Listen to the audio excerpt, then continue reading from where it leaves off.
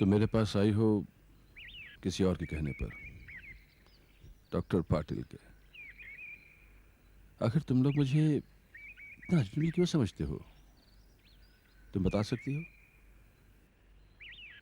अगर मैं आपसे सच कहूं तो वो आप सुन सकेंगे?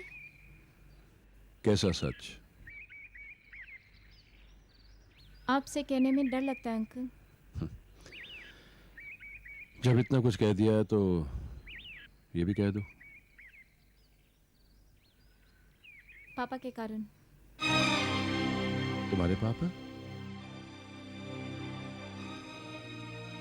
पापा के मौत का कारण आपकी पत्नी थी। ये बात न माँ भूल सकती है न मैं। अंकल, हम ये दूरी जानबूझकर बनाए रखना चाहते हैं। डर लगता है पुराने जख्म फिर से हरे न हो जाए।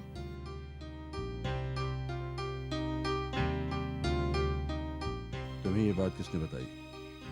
तुम्हारी माँ ने? पापा की एक पुरानी डायरी मिली थी। तुम्हारी माँ को इसके बारे में पता है?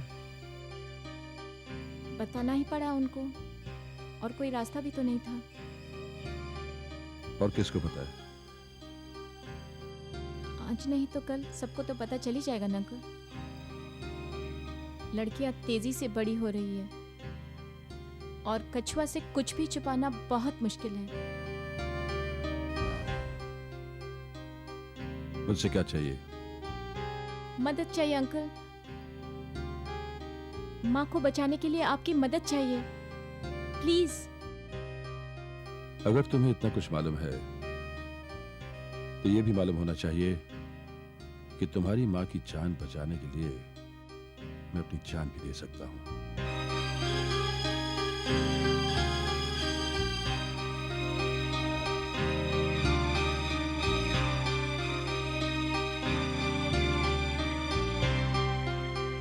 तुम पैसों की फिक्र मत करो, उसका इंतजाम मैं करूंगा। इसके लिए चाहे मुझे अपना होटल गिरवी रखना पड़े या बेचना पड़े,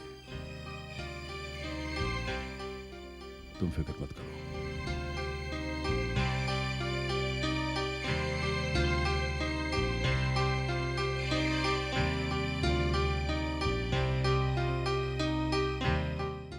कभी नहीं। मेरे ऑपरेशन के लिए मैं आपको अपना होटल मॉर्गेज करने नहीं दूंगी। और प्रतिभा, मैंने तुम्हें मिस्टर देवेचा के पास जाने की इजाजत नहीं दी थी। मैं अच्छी तरह जानती हूँ कि मेरी बीमारी के बारे में क्या महसूस करते हैं, लेकिन क्या मैंने तुम्हें कभी इनकी सलाह मदद लेने के लिए कहा था? अरे कभी कभी तो आप कुछ समझना ही नहीं चाहती हैं। जिस तरह मैं सोच रही हूँ उसके अलावा कुछ सोचने की मेरी उम्र नहीं है। क्या ये जरूरी है कि आप इस वक्त भी बहस करें? ये बीमारी मेरी है मिस्टर देवेचा, और मेहरबानी करके आप मुझे अपनी तरीके से निपटने दीजिए।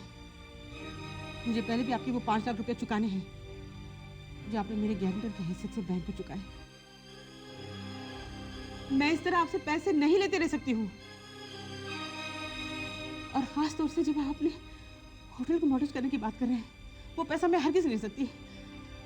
मैं बीमार जरूर हूँ, लेकिन प्लीज आप मुझे डिग्निटी के साथ जीने दीजिए।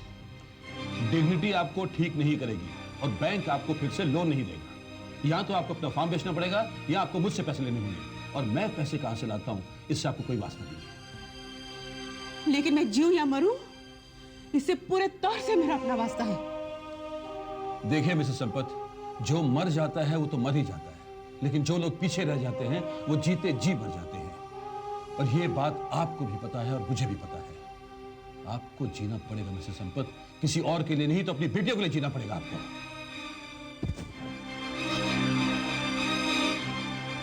प्रतिभा, देखो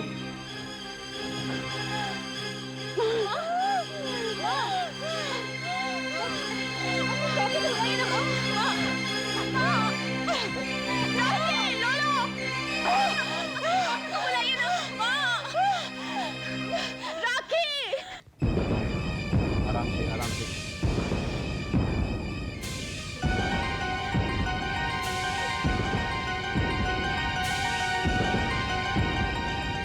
सब आप लोग यहीं रुकिए। चलिए आप लोग लेके चलिए, चलिए आप लोग यहीं रुको बेटा, आप इधर रुकिए। डॉक्टर अंकल, माँ ठीक हो जाएगी ना? हाँ बेटा, माँ को ठीक तो होना ही पड़ेगा। तुम माँ से इतना प्यार जो करती हो। कैशवा, चलो बेटा बैठ जाओ।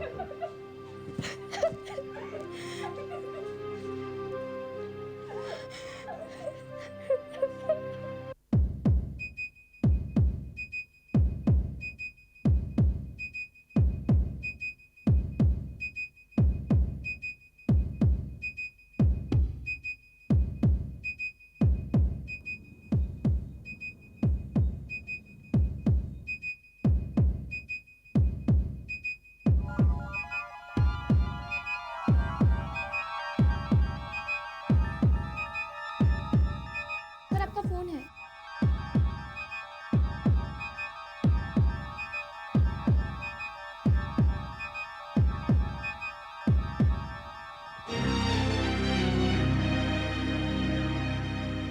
हेलो डॉक्टर देसाई, कहाँ हैं आप? ओह माय गॉड, लोनापुर तो 40 किलोमीटर दूर है गगनपुर से। डॉक्टर साहब मुझे ये बताइए, आप कितनी देर में यहाँ पहुंच रहे हैं? मैं समझता हूँ डॉक्टर आपकी गाड़ी खराब हो गई, लेकिन आप मैकेनिक का चक्कर छोड़िए, आप सीधे टैक्सी पकड़ के यहाँ पहुंचिए जल्दी। नहीं डॉक्टर नहीं, पेशेंट को शिफ्ट नहीं किया जा सकता। She is sinking doctor, please try to. Hello hello hello.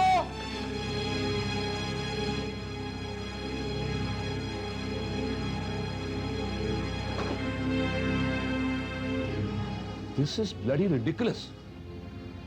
आपने एक कार्डियक सर्जन को पूरे से बुलाया है और उसको यहाँ लाने का कोई अरेंजमेंट नहीं किया। मुझे कहा तो मैं जाके लिया था उसको। अब क्या होगा? मालूम नहीं देवेचा। मालूम नहीं? अरे आपको नहीं मालूम तो किसको मालूम है? आपका पेशेंट वहां मौत से लड़ रहा है और आप कहते हैं आपको मालूम नहीं? मैं सही कह रहा हूँ देवेचा, मौत के बारे में किसी को मालूम नहीं होता, एक डॉक्टर को भी नहीं।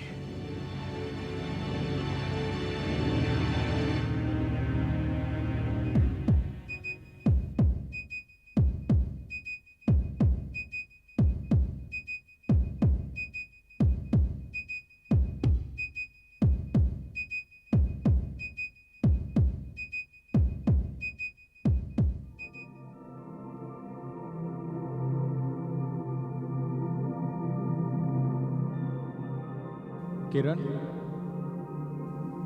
मुझे तुम क्यों दिखाई दे रहे हो? क्या मैं मर चुकी हूँ? क्या तुम्हें नहीं मालूम? तुमने ये सूट पहन रखा है तो जरूर तुम मेरे पति हो।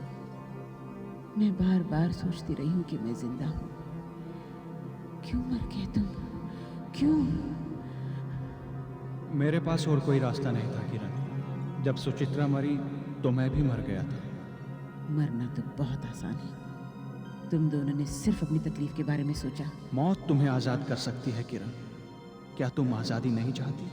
नहीं, मैं जीना चाहती हूँ, जीना चाहती हूँ।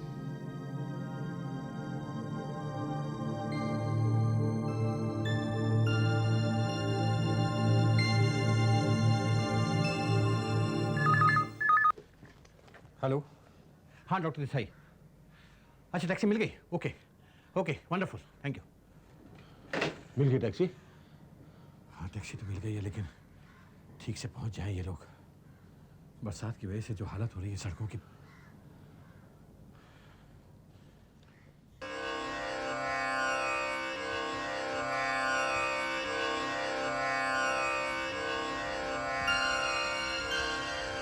पुणे से सर्जन आ गया, ऑपरेशन शुरू होने वाला है।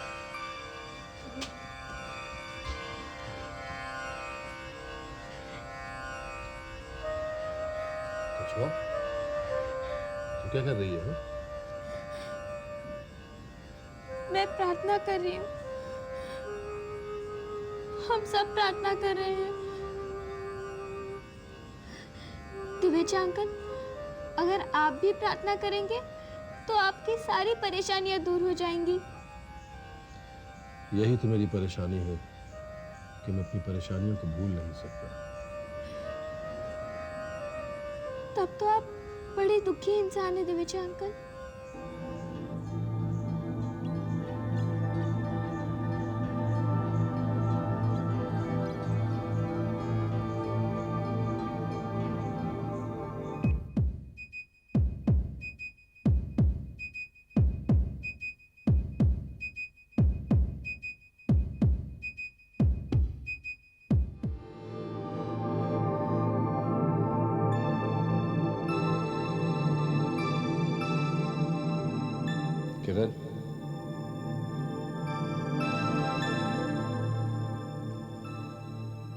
किरण, तुम कैसी हो किरण? तुम कौन हो? तुम रमेश देवेचा जैसे हो। तुम्हारी आवाज रमेश देवेचा जैसी है, पर तुम रमेश देवेचा नहीं हो सकते, क्योंकि तुमने मेरे मरे हुए पति का सूट पहन रखा है। ये सूट सिर्फ मेरे पति पहनते रहे, सिर्फ मेरे पति। मेरा ये सूट पहनना तुम्हें अच्छा लगा ना? बताओ कैसा लग रहा है? ये तुम्हारा सूट नहीं है। ये मेरा हो सकता है अगर तुम चाहो तो। तुम एक लंबे अरसे से हाँ करना चाहती हो ना किरण? तुम मुझे इस तरह क्यों सता रहे हो? तुम्हारा पति मर चुका है किरण, और मैं जिंदा हूं, और अब ये सूट पहनने का हक सिर्फ मुझे है। मुझे चैन से रहने दो। चले जाओ, चले जाओ।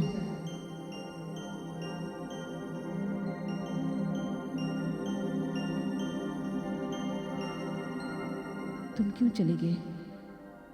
मैं कितनी अकेली हूँ और कितनी डरी हुई हूँ।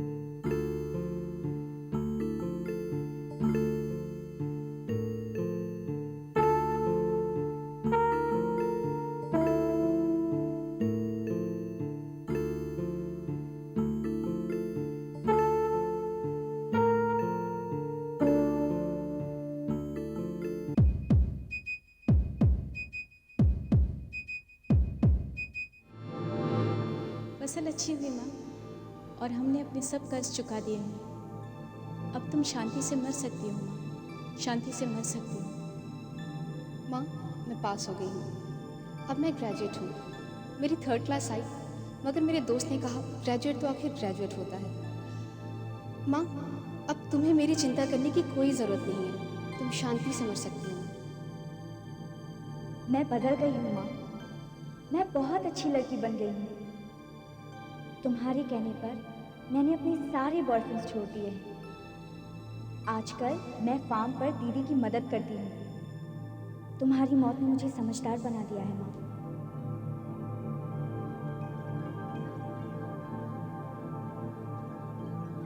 काम बहुत बढ़िया चल रहा है माँ। संपत फार्म भी बहुत अच्छे हाल में है, और अजीत वो हमेशा की तरह मेरी मदद कर रहा है। आपके मरने के बाद चार्ली का भी एक बार भी ब्रेक डाउन नहीं हुआ।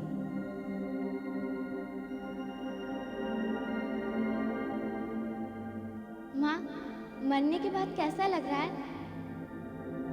क्या आप स्वर्ग का पंछी बन गई हैं, अशोक और पापा की तरह?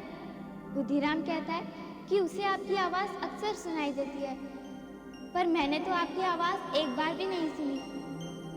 माँ, क्या आप थोड़ा ज़ोर से गा सकती हैं? कम से कम मुझे समझ में आ सके। इस प्रॉब्लम के अलावा मैं ठीक हूँ। कम से कम दिन में, हाँ, रात में आपको बहुत मिस करती हूँ।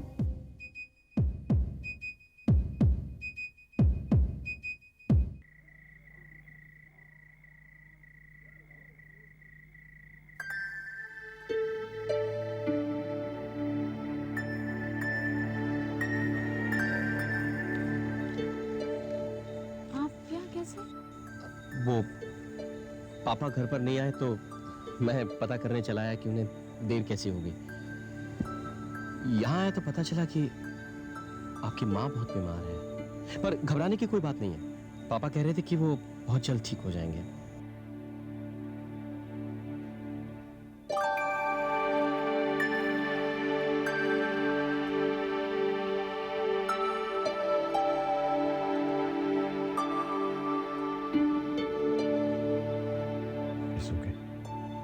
ऑपरेशन कामयाब रहा।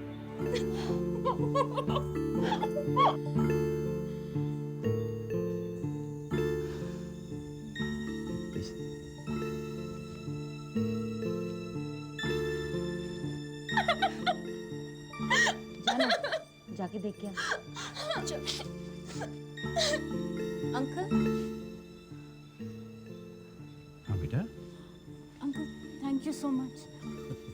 ओके। नहीं अंकल, आखिर माँ को एक ऐसा दोस्त मिल ही गया जिन पर वो भरोसा कर सकती है।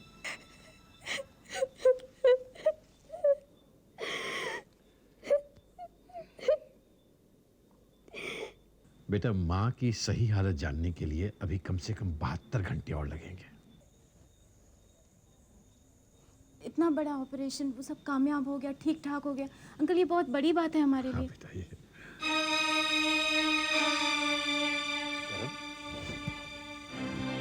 ऐसे में आपने हमारा साथ दिया, थैंक यू सो मच। जब वक्त खराब हो तो दोस्तों का साथ बहुत जरूरी होता है और अच्छा भी लगता है।